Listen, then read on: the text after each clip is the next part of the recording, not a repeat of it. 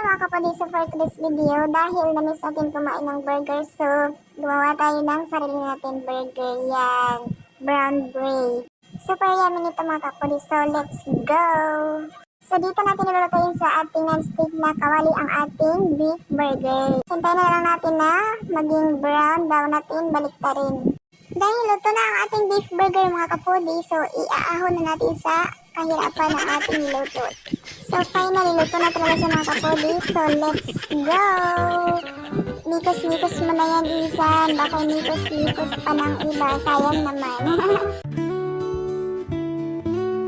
So dahil first time natin magluto ng burger mga kapudi, so titikman na natin kung anong lasa.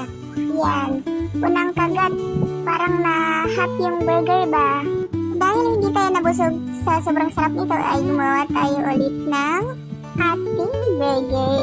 Pwede na pala kayo mag-order mga kapudi dahil marunong na po ako magluto. Joke lang po. Thank you so much for watching. Syukran mga kapudi. Bye-bye!